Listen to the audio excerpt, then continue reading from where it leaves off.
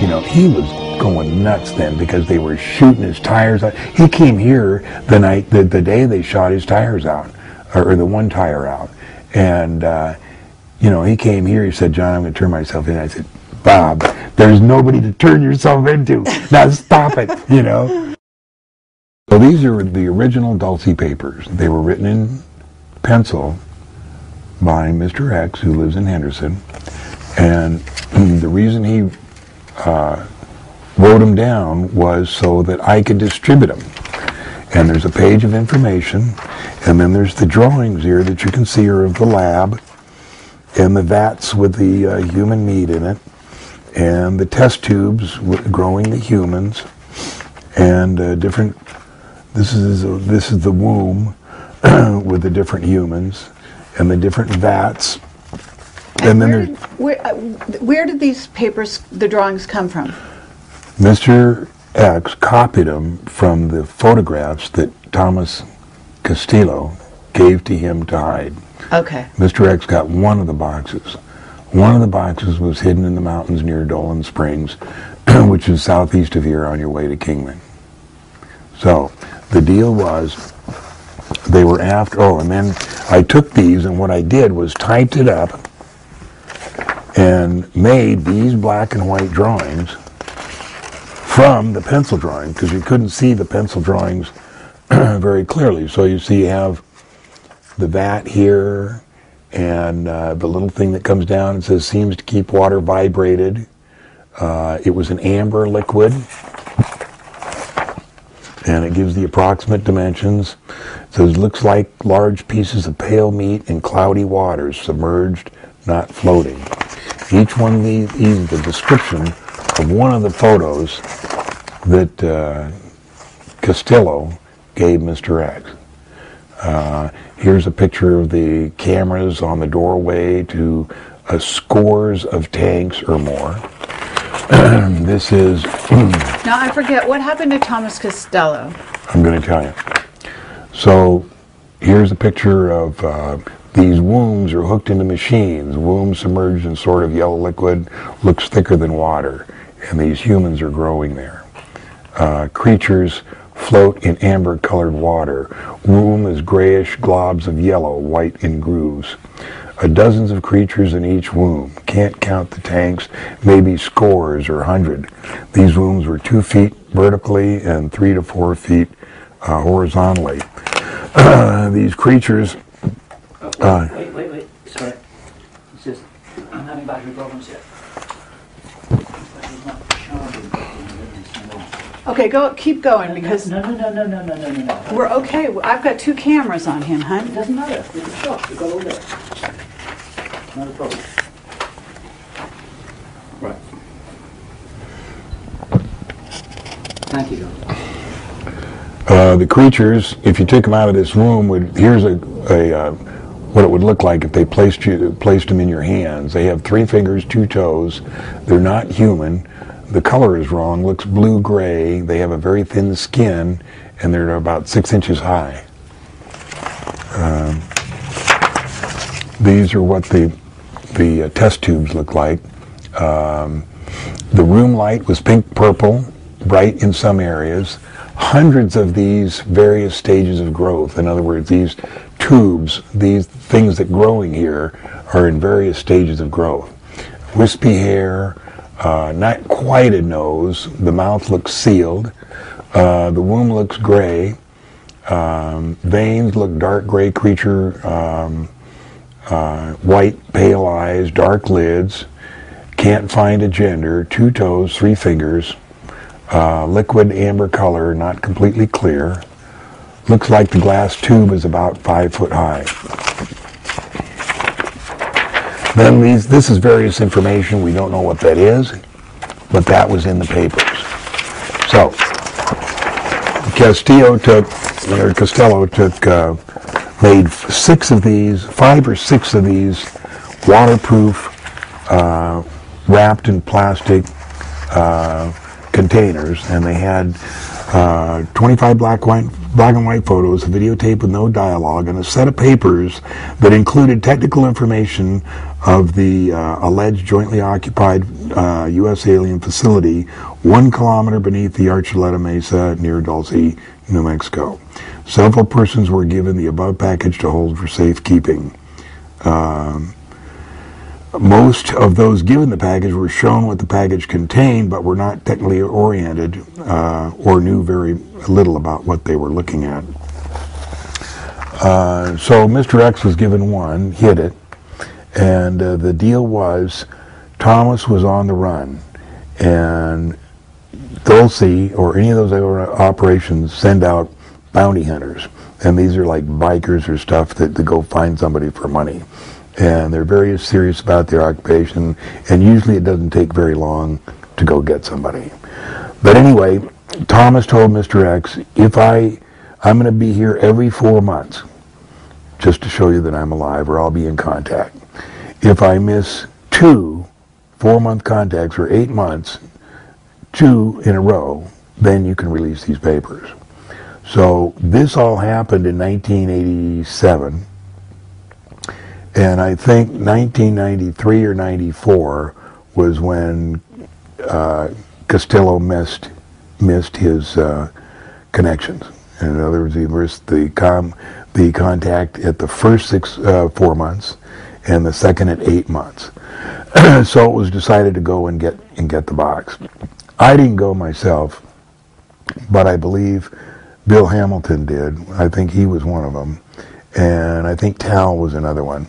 But I'm not sure. I don't remember. It's been, it was 20 years ago, and I don't remember. But I do remember that it was a serious effort, that they made at least 6 expeditions in to find this box, and it was never found. This was at the top of the mountain, is that correct? It wasn't at the top. It was. I don't think it was at the top. It was hidden about halfway up. But like I said, there was like a spell or a black magic, some kind of spell cast on that whole area around the box. It could have been. I do know that there is nothing secret that any of us do. We're always on film or video or some kind of camera, have been for 40 years. There's absolutely nothing we can hide, nothing we think or say or do is secret. Meaning you guys are surveilled because you were involved? No, everybody, every person on the face of the earth. Oh, right. There's nothing that anybody does is secret. And the Navy, some of the stuff that Linda Howe came out with, as a matter of fact, I had a chance to talk with her the other day.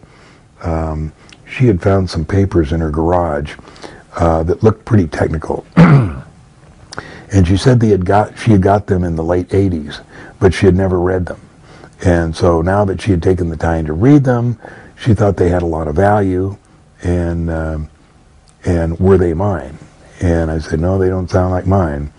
And she said, okay, well, I'm going to post them. So she posted them on her website, and somebody on ATS says, hey, man, or you got to look at this. Or it was maybe not on ATS. I think it was gone by then. It was somebody like on Open Minds. And I said, okay, I'll take a look. So I went over there, and it was, you have to pay dues, or, you have to pay a fee to get on her stuff. So I couldn't get in. So I wrote her, and I said, Linda, I'm a little short at this time. Can you let me look at them? I never heard from her. So I got somebody to download it, and I read it all. And all it was stuff that me and Tal and everybody else in the industry, somebody had taken all that and put it together like it was one big, document. Oh, okay. All of our stuff. And there were some hidden phrases. The one I remember specifically was talking about a former Attorney General in Nevada named Brian, and I forget what his first name was. His last name was Brian, and it was spelled B-R-I-A-N, and his real name is B-R-Y-A-N. For some odd reason, I had the capacity to recall stuff that happened, 50 years ago, exactly, and I don't know what it is, you know, but I can recall stuff I read, stuff, you know, people I talked to, you know, anything to do with this. It's instant, and I don't know how it works, because there's a lot of other stuff I don't remember. Huh. But Wow. stuff like reading, I can take that document, read right through it, and say, no, I know who wrote each one of these, you know, and recall that. That's So great. the document that she had was not secret at all. So the box was never found. What about the other, I don't know, 6 boxes? Each one was given to a friend, and none of them was found. Okay. So that's pretty much the end of the Dulce story. It comes up every once in a while. What about Mark Richards? Have you ever heard of him? He's the guy who, well, he's a guy who said he was a security guard who is in prison right now for another, you know, it's like a setup. He says it's set up for murder. His wife, Total. Joanne, I guess, is out. Total, unadulterated bullshit. Really? And that's from 3 of us who have researched that story backwards, forwards, upside down. That's the Dark of the Moon or something like that. I mean, it was crazy. When I started to read that, I actually paid for it. I sent, you know, actually paid real money for that story. And, you know, because he says he was a test pilot for my father, and back in the late 40s, and that would have fit because, you know, he did use test pilots back in then, and some of it sounded pretty interesting. But then when I read the attack on Dulce, and, you know, the Dulce story, the fight, what we call the Dulce War, not a war at all. What happened is they were in this is like in the late 70s, I think it was 79. One Gray was giving a class to about 40 U.S. scientists, and it was at Los Alamos, or Dulce, and it was just a class, and our guards, the Delta Force, were advised that they were not allowed to go into a classroom with a Gray or approach a Gray or be anywhere near a Gray with a firearm of any sort. And so, whatever reason, this security guard walked into this instructional class with a weapon, and the Gray killed him instantly. I mean, there was no warning, no nothing, just killed him instantly. Wow. And so the Delta Force, who were watching it on the monitor, went in force to get, you know, to take revenge on something they had witnessed. And when it was all said and done, there was 66 people killed, and included all the scientists and all the Delta Force. Now, By the one Gray. by the one Gray. So I had heard this story, and when Bob was at S4, he read the identical story. He heard the word Dulce. The only difference between the document, the briefing he read on the massacre, was that it occurred at Area 51. And the only possible explanation that I have for that is his clearance hadn't advanced high enough for him to know about Dulce. Because it didn't happen at Area 51, it happened at Dulce. But he did read the whole description, and he talks about that. Maybe we'll have time. There's a videotape over there called the Bob Chronicles, and very few people have seen it.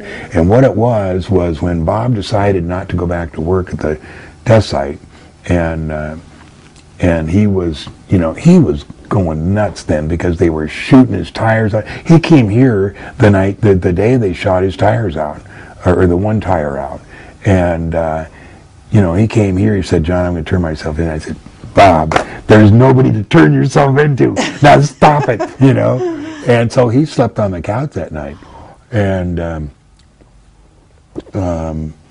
lost my train of thought there. He slept on the couch. What was they talking about, right? Before that, we were talking about Well, his having seen these documents. He wasn't clear to know about Dulce, but Oh, yeah. it was about the firefight. but you're saying, no, but you were saying this tape, the tape that he recorded. Oh, the tape is the Bob Chronicles. So anyway, right after that, George Knapp went in and did an hour interview over at his house. And to get everything on tape that he could possibly tell us, so that if they did kill him, that at least we'd have that. And that was before we made the the Lazar tape. The Lazar tape, it took 3 or 4 months to do, and then that was a professional one. But what George wanted to do was get the meat of the information right now. So you're that we saying had you have that? Yeah, it was right there. I gave it to Ron. Garner the other day to put it on DVD. Did you? Is he going to try to sell it? I don't think so. I told him, no, it's we tried to get it. I talked to George about it, and he said, no, technically it belongs to Channel 8, so you can't do anything with it. I said, okay, I just show it to friends, to say yeah, that, we'd love to see it. Sure. That'd be great. So in a few minutes here, we'll take a little break, and I'll show that. I'd like to ask you how that dovetails into Phil Schneider's story about the firefighter Dulce. Well, Phil's a great guy. I met him on several occasions. It's a great story. I think there's aspects of Phil Schneider's story that are true, but I don't think the Dulce is, and I don't think he was in a Dulce firefight. Because everybody got killed there. Well, isn't it possible there's more than one? Firefights? Yeah. Possible, but Bob only read one. And the guys that I've talked to, a few minutes ago we were talking about the insiders that I had met. And then the one insider I told you about that told me about building the piece of mining equipment that was so huge, and he doesn't know how it went to the moon. He talked about Dulce, and he said that he knew it as Section D, and there's other people that know it as Section D and not Dulce. Okay. That guy specifically, he was the insider. When I talk about an insider, this guy was on the inside, and he said, he told me stuff I hadn't heard before. For instance, I'd always heard that we'd been to the moon earlier than 1969. He says, yeah, we were there in 62. That we're on Mars in 66. He was the one that told me about the 4th astronaut being killed in Apollo 1 because he was there 2 hours later. They sent him specifically, and he didn't say why they called for him or what he did. But he said that instantaneously, as the fire was going out, NSA, who controls everything there, it's not NASA, it's a national security agency, they locked down the whole area. Nobody moved while they went in there, NSA guys, and removed that body. They had to, take Grissom and Chaffee and White and get that guy, because where he was sitting was down by the environmental control unit. And I'll show you what the Apollo module looks like, because when you first start talking about a 4th guy, there's no room, I've seen it in a museum. Well, there's plenty of room down there, because that's where they stored the moon rocks. And we're going to store the moon rocks. And the guy would stick his feet there and lay his head up on the instrument panel, and the astronauts would be laying this way, and he'd be laying that way. And what it was, there was always a 4th guy there to help them sort out their problems. Now, that particular day, Joe Shea was supposed to be there, and for some reason, Joe couldn't be there. And so this astronaut, whoever he was in there helping him sort these problems out. And in any book over there on Apollo that you read, the official story is that Walt Schirra met with Joe Shea at lunch and said, why don't you hook up an extra 4th headset in there and send somebody else in to go help them sort out their problems. And Joe Shea allegedly said, yeah, I think we'll try that out. And then the book goes on, each book goes on to say it was too difficult to do, that they would have had to hang wires out the hatch, and they had to seal the hatch, so they couldn't do it. And all that, of course, is bullshit. They had everything wired for a 4th astronaut in there just for that specific purpose, to help them sort through the problems. Now, Chuck, not McClellan. Clark McClellan. What? Clark McClellan. Clark McClellan. And I have talked at this at length, and, to this day it hurts him to talk about it, because it was so awful. But, we've talked about what happened after that, and, and his feeling is, he's the one that told me, he said,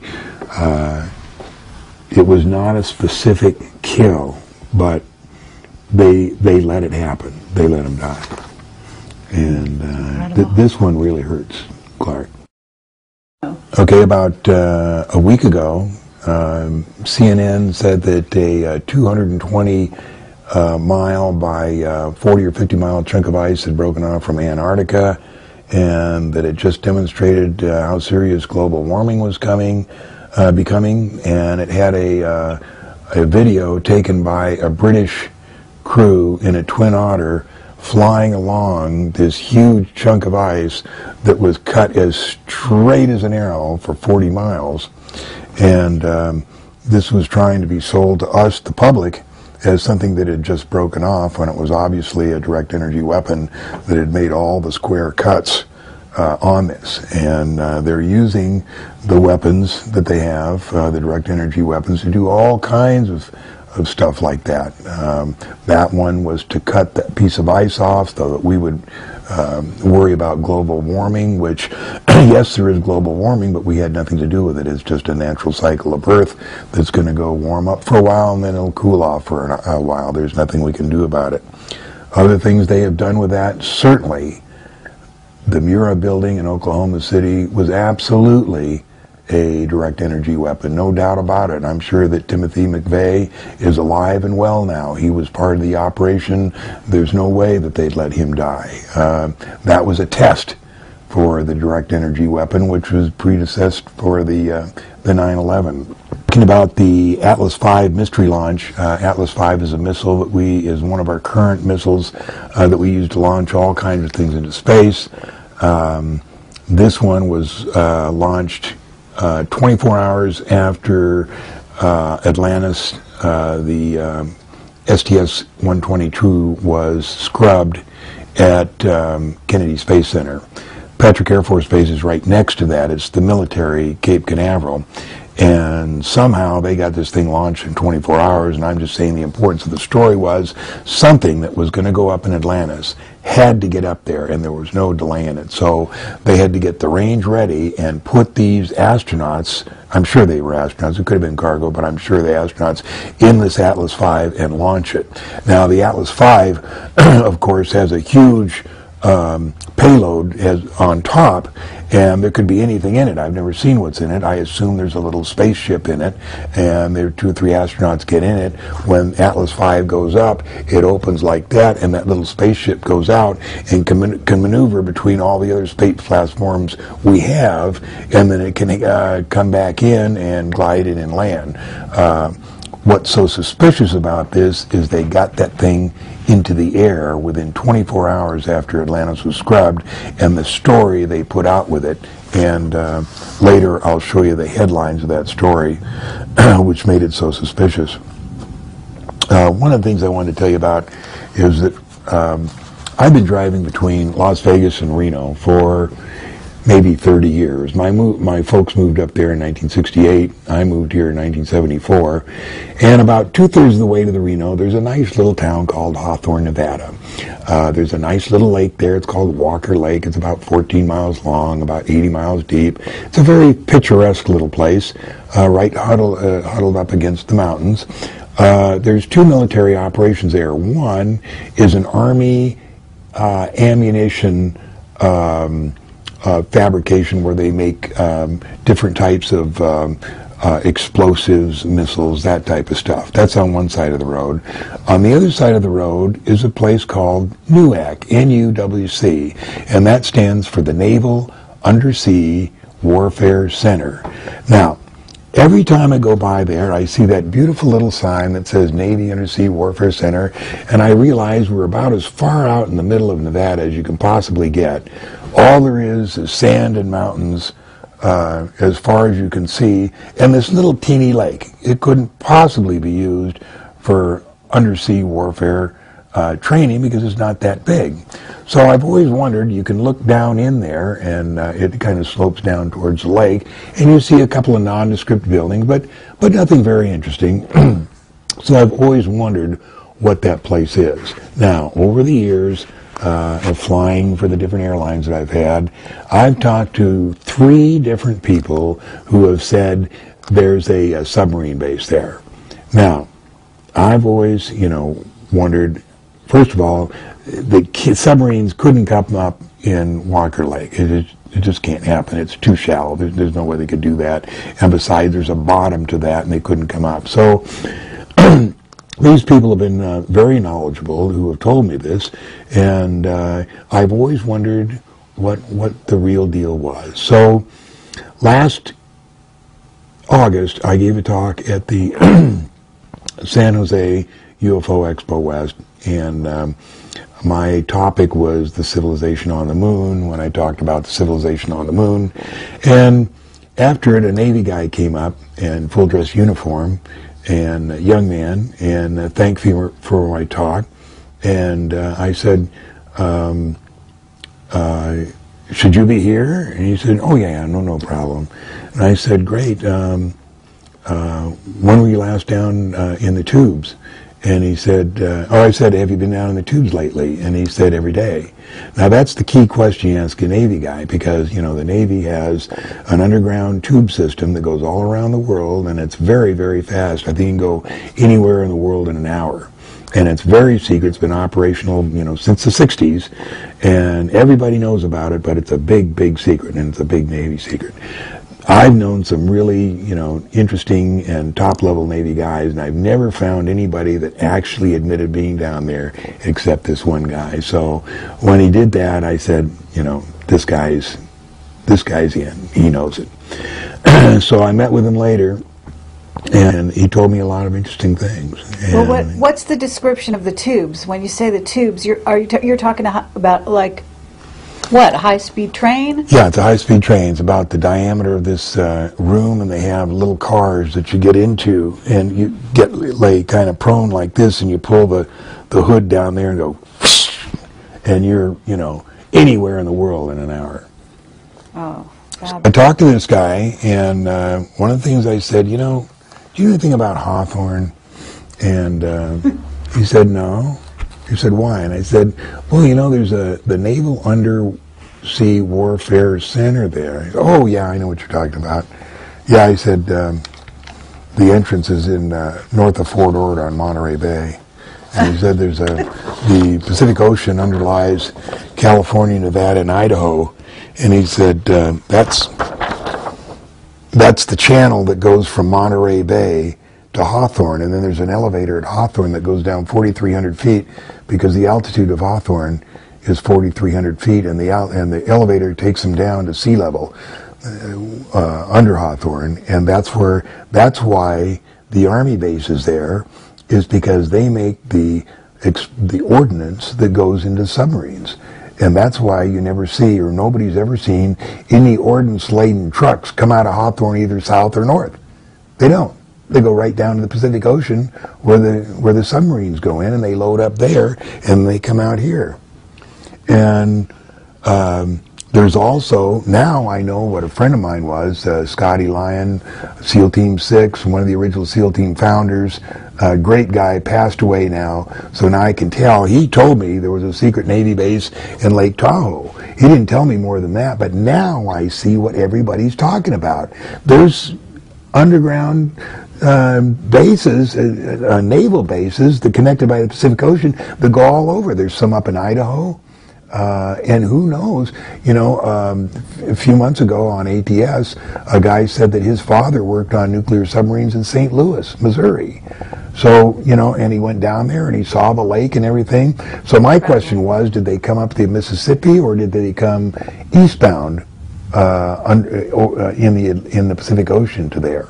So then the question is, does it connect with the Atlantic? And it's very possible it does. Two of the original nuclear submarines that were lost by the Navy, as you remember, were the Thresher and the Scorpion, and both of them had fantastic stories of, you know, a valve coming apart or attacking a Soviet submarine and that kind of stuff. But if you go into the Branton files and read about that story, those subs were lost exploring this area here. Both of them, the Thresher and the Scorpion. And what was interesting is on ATS, when I first started to talk about this, they called in the big team from the Pentagon, and this blowhard Navy guy comes in, you know, all huffy and I hear somebody wants to talk about the Thresher or the Scorpion, you know, and I let him have it. And of course, he's gone the next day. You know, he didn't realize, you know, he thought he was going to, you know, intimidate us there. That was really interesting. Now, one of the other things I heard about was computerized battleship. It's called Fleet 21. It exists. They just finished their sea trials southwest of Coronado. It's going into full operation now. It's 600 feet long, just exactly like any other battleship, except there's not one person on it. It's all computerized. There's a helicopter landing pad on the back that if anything goes wrong, they bring in a team with 9 members, and they go down and they get to the computer room and they fix it and then take off. But what that allows us to do is make total attacks with a battleship with nobody being hurt. The other thing I heard was we have what's called a fast attack submarine.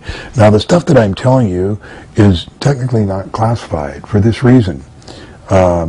Several years ago it was determined that the minute you classified something, you had to do so much paperwork that it became unclassified. Too many people had to know about it. So the best thing was to do is not tell anybody about it except those people that knew about it, and not classify it. And that way you could keep it more secret, if that makes any sense. This is a nuclear-powered fast attack submarine. The interesting thing about this is, I believe it uses fusion instead of fission. It's only 70 feet long. Imagine a nuclear source that could power that thing within that small space. This is a 12-man SEAL team lockout. And this is the submarine. I think there's about 70 of them now. That's the one I believe that cut the cables, because they can dive down deep enough, get down there and have their 12-man team go out there and do whatever they want with the cables. This thing is very highly advanced. It's 70 feet long, goes 120 knots, and has a 9-man crew. The ROV here stands for Remote Operator Vehicles. They're tucked in there, and there's 3 of them. One of them can fly. One of them can actually go up and fly around and take pictures or do whatever you want. Now, you look at the 20-knot speed and say, John Lear, now come on. We know that planing and submerged hulls cannot possibly go that fast. Well, the fact is, now they've perfected, solved boundary layer control. And boundary layer control is that portion of the sea that comes in contact with the ship and creates the friction. Is that similar to the technology they got on the wing of the B-2 bomber? Yeah. But applied to water? Submarine. I understand. And they make that, and they make the stuff up in space at our manufacturing plants. When the shuttle comes back, and when other airplanes, I'll show you another copy of or picture of an airplane here that was seen over Ireland a couple of years ago. Come back, they're bringing parts, and they bring it back in sheets, rolled, and bars. And it's a stuff that's fantastic, and you do all kinds of stuff. But what the most important thing you can do, like on submarines, it keeps the boundary layer, that layer between the hull and the sea, about 3 to 5 centimeters away, so there's absolutely no friction, nor is there any noise associated with that. So they use that not only on their new battleships, but on their submarines and on their airplanes. It's a really, really fantastic piece of material. So that's how they can go 120 knots. We know that the displacement hull of a boat like, say, the Ronald Reagan, the theoretical max speed is 1.34 times the water line. So we know the water line of the Ronald Reagan is about 1,000 feet. So you take 1.34 5.4 times the square root of that, and you come out with about 32 knots. And that sounds reasonable to most people. An aircraft carrier going 32 knots, man, that's really hauling. The fact is, I think the Ronald Reagan goes about 90 knots. The reason I think that is because the Enterprise definitely went 75 knots. I have friends that operated on that, and they said that whenever they had to go someplace fast, they would tell everybody to get below decks, because the weather was coming, and then they get it up to 75 knots. The reason they did that is, number one, they didn't want anybody figuring out how fast they went, and they didn't want it to get them blown off deck, because 75 knots is really rolling. That's almost 90 miles an hour, and you don't want anybody trying to walk across the deck when they're used to just maybe walking around in 30 knots. And then when you say, well, when they got there, wouldn't they ask any questions? No. The fact is, nobody asked any questions. TW-800 was shot down by a Navy submarine. It's been kept under wraps like that. I often hear people say, well, that's not possible, because we know that Navy guys are the most talkative in the world, and certainly somebody would talk. That's not true. Navy is one of the closest knit forces in the world. Nobody says nothing unless they're supposed to. And there's no possible way that anybody on that submarine would have ever told anything. Yes, one person did call his dad, and that person called Jim Sanders, who wrote the downing of Flight TWA, but that was 800. But that was the only one that said anything. Which missile was it? I don't know. It was one that was aimed at a drone, and when they launched it, the drone was between TW-800 and the submarine. And for some reason, when the missile was launched, it lost instantaneous, just for an instant, a lock on the drone. And when it reacquired a lock, it reacquired TW-800. And when it went through TW-800, it went through first class, knocked the nose off and caused the center tank, to explode. So you're saying it was an accident? It was an accident. It was a Navy accident. They were just using it for live fire exercises, and they had done that forever. And that was the fifth airplane, the civilian airliner, that the Navy had shot down since 1963. The first one was Flying Tiger Line, who I worked for, Lockheed Constellation over Guam, where a Navy pilot went up and he was just doing some, aiming at the airliner going by because he had nothing else to aim at, and then accidentally let a missile go and it shot down, killed everybody on board. And that accident was always, unknown causes, but it caused Flying Tiger Lines to be the largest cargo carrier during the Vietnam War, and the Pentagon to authorize a separate Flying Tiger airline, which was called Flying Tiger Air Services, to run the extra flights down from Japan down to Vietnam. I mean, Flying Tigers made a fortune off that accident, and I was in close time. So, just before I lose the point, I'd like to compare the testament here, because we were told by Henry Deacon, now he actually asked us to take this off our website, because he was curious about what had happened to TWA 800. So when he was on the inside, he asked around. He said it was a Stinger missile. It aimed exactly at the drone and just missed. It's exactly the way he said. It was a Navy genuine accident. He said the whole thing was covered up. He said the thing was right at the top of its classified altitude limit, which is higher than is publicized, about 14,000 feet. That's possible, because it's publicized as 8,000 feet, and that's why all of us canceled the Stinger out. Yeah. Is it possible that a Stinger will be fired from a submarine? I thought a Stinger was handheld. No, I think the Stinger story and its classified altitude is maybe we're trying to make it like terrorists fired it instead of the Navy. We would rather have terrorists fire it instead of our Navy, because the Navy just shot down the Iranian ship, so why did they shoot down? What Henry said was that it was a Stinger, but it was a Navy accident. It could have been. Whatever it was Navy. I doubt if a Stinger would be fired from a Navy vessel. There's too much evidence that the Navy did it. They did it, and I doubt if they did it with a Stinger. Okay. Stinger has an explosive on it, and there were no explosives in TW-800.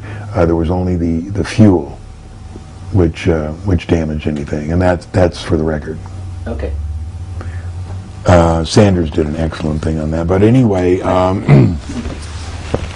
so that was TW-800, and it affected me directly because what the FAA came up with, an excuse, and this is all Richard Clark's fault.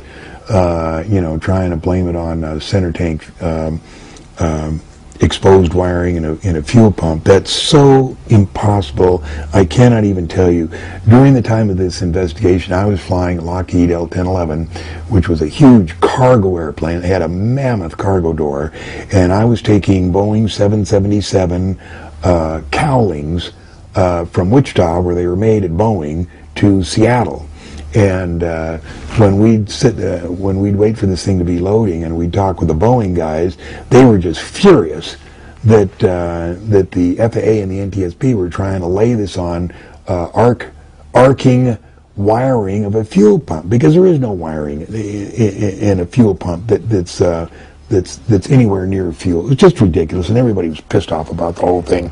I was pissed off because the FAA then said that you had to keep enough fuel to cover the fuel pump so that it wouldn't arc. Because, if there's fuel there, it can't arc. It's only if there's fumes there will it arc. Well, on the L-1011, we had about 115,000 pounds of cargo capacity, and if we kept the center tank fuel pump covered, we lost about 2,000 or 3,000 pounds, and that was the make or break. And it eventually bankrupted Kitty Hawk, who I was working for. But anyway. But I want to ask you a question. Did you know Ben Rich? No. But I talked to people who did. Now, I'll tell you what Ben Rich had to do with this. First of all, do you know where he was born? Ben Rich was one of the most the biggest Mossad spy in the United States. I mean, he got the most classified information. Here's what happened. Here's how we got messed up with Israel. In 1947, when Israel became a state, Jim, I keep saying Anslinger. It's not Anslinger. James Angleton was chief of CIA in Rome. Okay. They sent Angleton down to Tel Aviv along with some guys at MI6 to form Mossad. And for some reason, however it happened, James Angleton got allied with Mossad like this forever. He was the mole. If you remember, in 1960, he was the head CIA director of foreign intelligence, and he was the guy that always was looking for the Russian mole.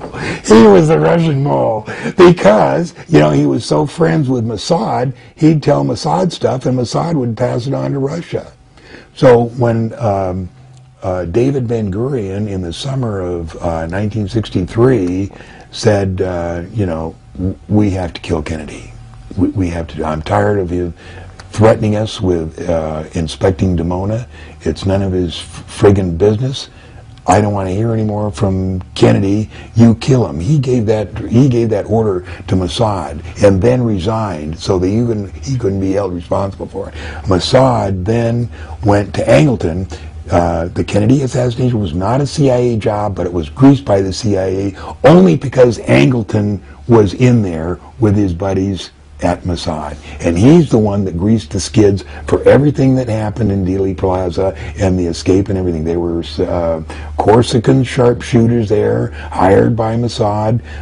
They pulled off the whole thing, and everybody says, well, they think the mob killed Kennedy, or maybe Johnson did, or, Castro. It wasn't. It was Israel. And the reason they did is because David Ben-Gurion didn't want any more inspections of Dimona, and that's all it was. And that's their nuclear, it's where they do their nuclear, that's where they built their nuclear bombs with plutonium they stole from us and other things. But what's Ben Rich got to do with that? Okay, so Ben Rich was born with a very wealthy Jewish family in the Philippines, and very highly educated, and he was slipped into Lockheed in 1953 as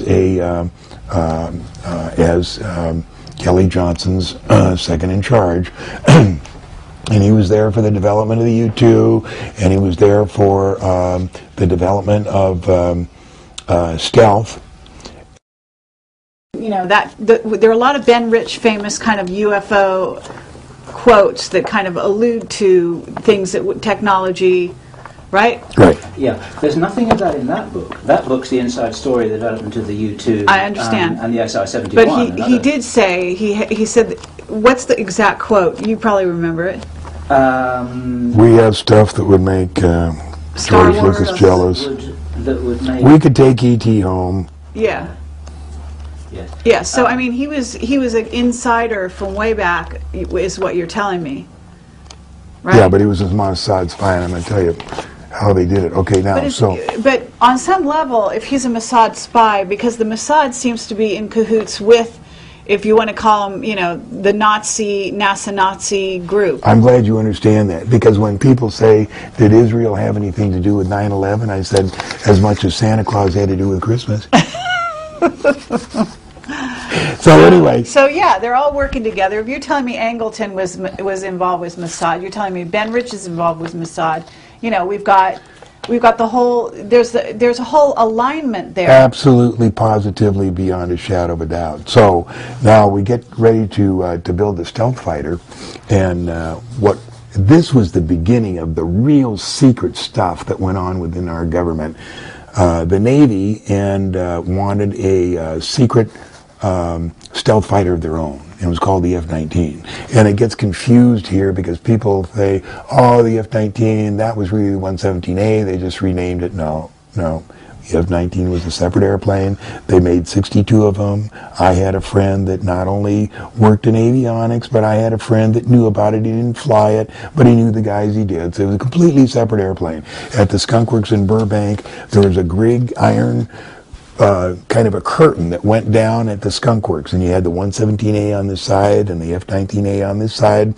They used both F-404s, the engines. They used both the same landing gear, and the reason was is they were trying to build this secret Navy airplane without any money, using spare parts from the F-117A so that they keep it absolutely, totally secret. And you know what? They have to this day, because you can't find a person. And that's one of the big problems I had on ATS. People would come down on me. I'd start talking about the F-19, and boy, I'll tell you, you talk about a sensitive subject. They didn't want to hear that. So here we have Ben Rich on page 48 talking about the Skunk Works and how it works. And he says, meanwhile, the Navy came to us to test the feasibility for stealthy weapon system and set up their own top secret security system that was twice as stringent as the Air Force's. We had to install special alarm systems that cost us a fortune at the section of our headquarters building devoted to naval work. Okay, now here's the setup. All they wanted was stealthy systems. Okay, in the next paragraph he says, in the midst of all this inter-service rivalry, security, and hustle and bustle, Major General Bobby Bonds, who was in charge of tactical warfare, came thundering into the Skunk Works with blood in his eye on a boiling September morning. The Santa Ana winds were howling, and half of L.A. was under a thick pall of smoke. My asthma was acting up, and I was in no mood for a visit. But General Bond was a brooder and worrier and drove me and everybody else absolutely bonkers at the time as he followed the progress of the F-117A. He always thought he was being shortchanged or victimized in some way. He pounded on my desk and accused me of having some of my best workers of his half-blue airplane, which was the 117A, to work on some rumored Navy project. I did my best to look hurt and appeased Bobby, and even raised my right hand in a solemn oath. I told myself, so what? It's a little white lie. What else can I do? The Navy project is top secret, and Bond has no need to know. We could both go to jail if I told him what was really up. So here he says, unfortunately, on the way out to lunch, the general spotted a special lock and alarm system above an unmarked door, which he knew from prowling the rings of the Pentagon was used only by the Navy on its top secret projects. Bond squeezed my arm. What's going on inside that door? He demanded to know. Before I could think up another lie, he commanded me to open the door. He said, Rich, you devious bastard, I'm giving you a direct order. Open the goddamn door this instant or I'll smash it down myself with this goddamn fire axe. The guy meant every word of it. He began pounding on the door until a crack finally opened. He forced his way, and there sat a few startled Navy commanders. Bobby, this isn't what you think, I lied in vain. The hell it isn't, you lying SOB. I surrendered, but not gracefully. Okay, you got me. But before we go to lunch, you're going to have to sign an inadvertent disclosure form, or we'll both have our asses. The Navy, of course, was outraged at both of us. The Air Force General, seeing their secret project was as as bad as having a blueprint for the Russians. Okay, so. And that's the F-19 you've got an artist impression of on the wall over there, isn't it? The what? Yeah, The at the F-19 end. is the artist. Those are artists running around. That beautiful plane. Okay, now see this little thing at the bottom of the page? It says, General Bond was later killed in a test flight. Because of the tragedy, the Pentagon ruled that general officers could no longer do test flights. That was in 1984. You know what he was killed in? The story was a MiG-23, which we all knew was bullshit. He was killed in an F-19 because he demanded the Navy let him fly it. And what they did is this: they disabled, electronically disabled the control system and killed him. And the reason they did is they didn't want the Air Force to know about the Navy project. And the reason they didn't want them to know about the Navy project is part of those airplanes were going to carriers and part were going to Israel. And that's the story of Ben Rich. Are you saying that Israel had or has the F-19? F-19, yeah. I mean, it's 25 years old. I mean, it's a big deal. Israel has. Does Santa Claus have Christmas?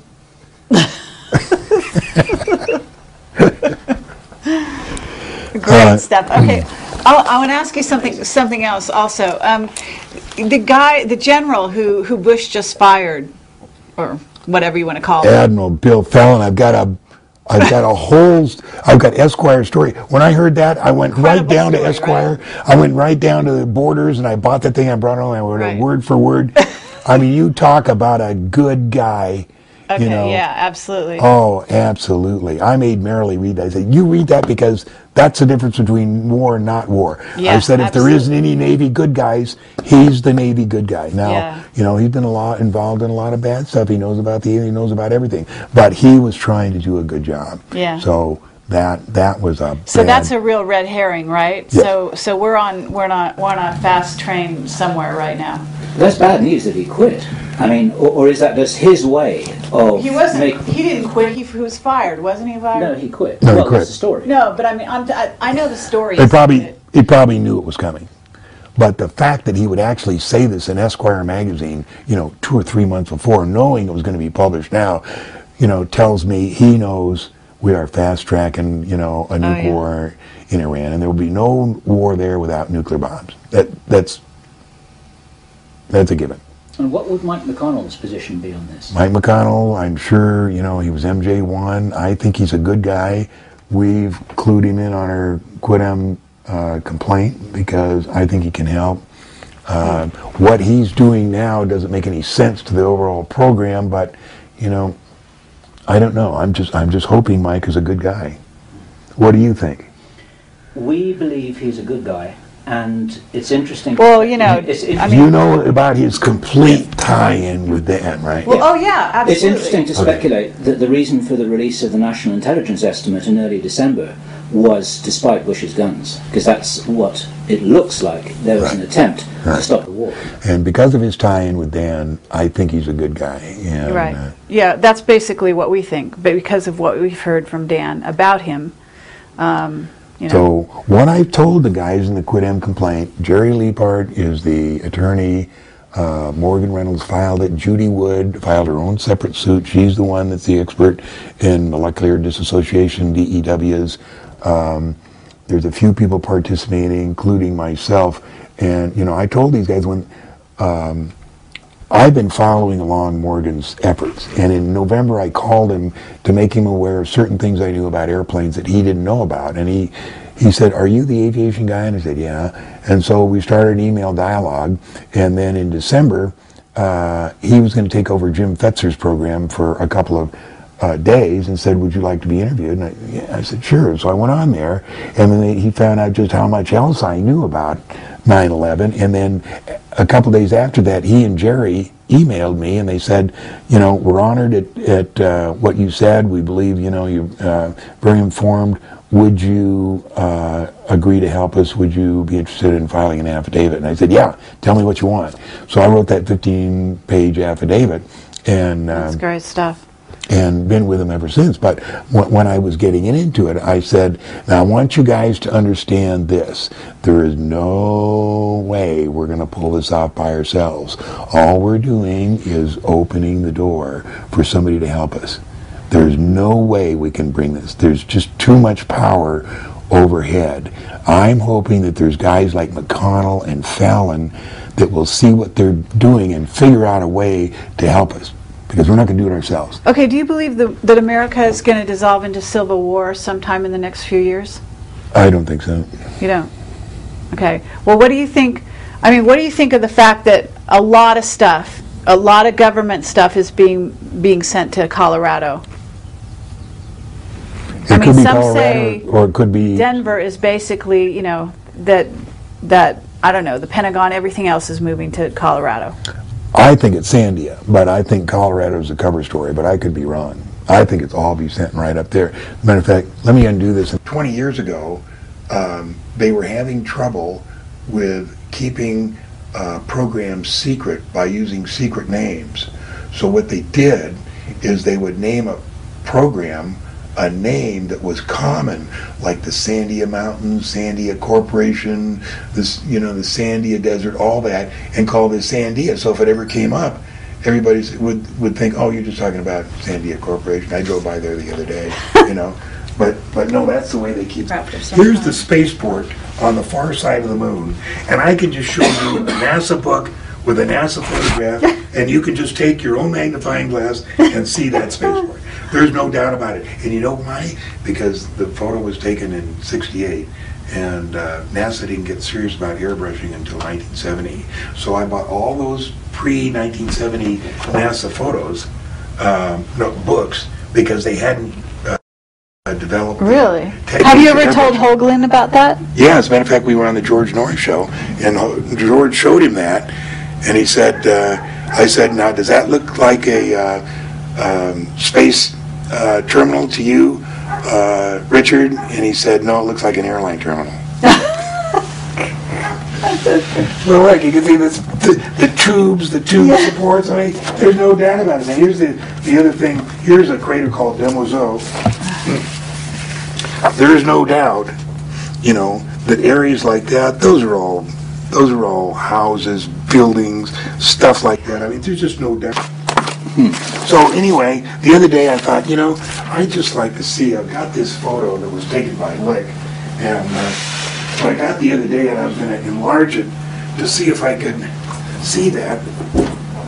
So I take this photo here, and I say, okay, it's right near good Sandy, and I look, it's all whited out. Look at, here's the beautiful fucking craters, and you look at that spot, are there any craters? No, it looks like there's a fog. You talk about something that really pissed me off. So anyway, I'm looking to see, to show you Sandy, and let me... Yeah, please do.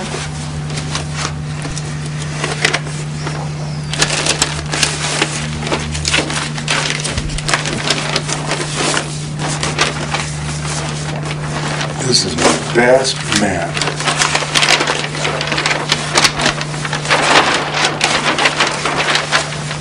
Here's Las Vegas. Right. Here's Groom Lake. Here's the Tonopah Test Range. Right. And here's Sandia. It's on the Paiute Mesa. There's a strip up there, and then there's two new strips out on the dry lake there. And then up here they got a really neat secret base. Ely. Let's see, here's Wilson Creek, Lincoln, Coach. Oh, Ely, right out here. That's a dry lake there. And Well, that's in the middle of nowhere. That's a 10,000 foot strip there. That's a really secret one. You can drive by at 2 o'clock in the morning, and every once you'll see the lights go on now. The way you can tell secret bases is the runway lights are blue. That's the Air Force. Really? But they really they've got Why these. are they blue? What's that? What's the significance of blue? That's just what the Air Force secret base run lights are, blue.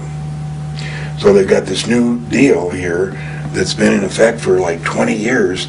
Most of these things are underground, and when a pilot comes for an approach, only when he gets to be about 500 feet, the ground unzips like that. Oh, wow. And it just lands, and the ground could be forest, it could be a desert, it could be a cotton field. It just unzips like that. He lands, it zips back up, and then take an elevator and go down. Wow, that's great. So that's Sandia, and that's why it's called Sandia, is to make people think that it's just a regular place. So you haven't had any exposure to time travel, to jump rooms, to... No, the jump room is great, and the other day Ron Blackburn was over here because he gave my 6-year-old a computer, and I'll have to think about whether we should edit this out or not, but I was talking about jump room, and Ron said, "Oh yeah, I know that, it's jump technology." He said it just like that. "Oh, that jump technology, I know that." Okay, here's the this is the space plane that the guy saw over Ireland. Wow. It was 10 times bigger than a Boeing 747. Incredible. Twin tails slightly visible. Engine bay, jet black, no nozzles. So you've never seen anything like that, have you? No. He saw it at sunset. He said sun angle very low, almost setting. Viewed at directly 7 o'clock, directly above, and it took 7 seconds to get to the horizon. He said disappeared over Belfast out of sunlight. A white small nose, and no vapor trail, no sonic boom. Demarcation of body sections visible, all dark gray. I had some correspondence with this guy. Oh, you did? Just a couple of months back, and we figured things out together. The thing must have been going 18,000 miles per hour. Miles Johnson. Yeah, that's correct. These are his original drawings, and Oh, wow. I made that. But when he first called me, he said, "Would you have any interest in this?" I said, "Of course, Miles. Send it, send it." He said, "Well." Now, You know, what I did, John, was I put him in touch with Mark McCandlish so that Mark McCandlish could make a real professional drawing of everything. And so the two have been working together so that Mark can add it to his file. And so those two have been having a lot of fun. If I had one planet I could go to, I'd pick Saturn, because they say that if you even got a look at it, your mind would be so boggled that you couldn't do anything for 3 days. Or so. I found a thread called "Are Extraterrestrials Real? As Real as the Nose on Your Face?" And it was 108 pages long, and it had been closed. And it had been closed because the guy, Sleeper, had been getting irritated with the questioners. So I started reading this thing, and about page 18, I said, "This is real. This guy knows what he's talking about. This fits in with everything I've ever read. I need to talk to this guy." So I finished the 118 pages, and I put them in that book over there that says Sleeper. And I emailed him, PM'd him, and eventually got to talking with him. And it was so fascinating. I said, would you like to come, would you mind coming back? I mean, people got to hear this stuff. And he said, no, I'll come back. And I said, okay, now just let me run interference for you. Don't talk back to anybody, let me do it. So I went to Mark Allen, and I said, I'd like to see if we could get Sleeper back. He said, well, he better behave himself. I said, okay, he'll behave himself. And that started the I'm Coming Clean on Extraterrestrials, and ran 250 pages. He had the most views, the most posts of any other thing. It was just an enjoyable. Everybody would get up every day to see what the question, the answers were to some of the questions. So is the stuff up there still? What? Is the stuff still up there? Yeah, I believe so. And people. It eventually got the very few insults. Of course, you're always getting the guy that comes on and says, "This looks like a whole load of horse pucky to me," and I'd handle it. I'd always get on there first thing in the morning and handle the guys, and so Sleeper wouldn't have to do it. It was great up until the very end. I mean, even at the very end, it was wonderful, and we had a lot of fun with it. Huh. And then, along with that, he wrote a blog called what it's like to spend a day with an extraterrestrial. And it's the most fascinating space story you've ever read. And he says at the beginning, he said, I forget exactly what he says. He says, this is written as a screenplay, but believe it or not, every word of it is true. And it's about going to Uranus and the people who live on Uranus and what the buildings look like. It's absolutely fascinating. So Great. I think Sleeper is 110% genuine.